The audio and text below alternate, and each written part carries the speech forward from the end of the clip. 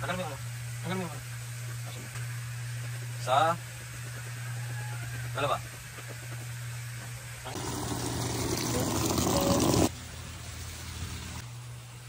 Okay, sige lang. Yan, kaya ng hawak ng kamay mo.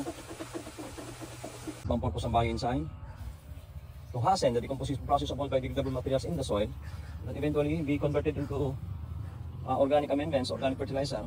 Very favorable para dun sa lahat ng mga itinatanim natin. Kasi nagiging mataba yung lahat ng mga remains o yung mga pinag-anihan. No?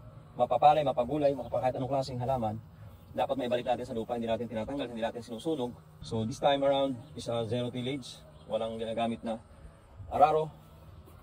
Yan po ang teknolohiya natin dito. Tapos pure organic fertilization method, yung ipot ng manok na niluto natin, kasamahan lang po natin ng bioplant booster. Yun naman ang para sa resistant ng halaman, at the same time nagpo-provide ng lahat ng mga kinakailangan na supplement katulad ng major elements, nitrogen, phosphorus, and potassium. Then micro elements, secondary elements, at saka yung tinatawag natin na cell inoculants, nakakatulong para dumami ang population ng mga beneficial microbes sa lupa.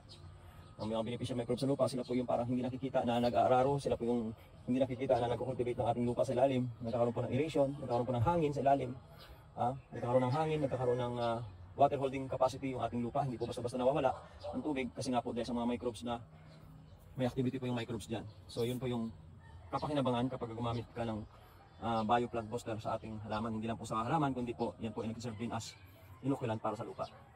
So yung mga combinations po na yan ay ginagamit natin para sa tinatawag na mabilisang rejuvenation, rehabilitation, at saka soil conservation. Technique natin para sa sustainable na pagsasaka.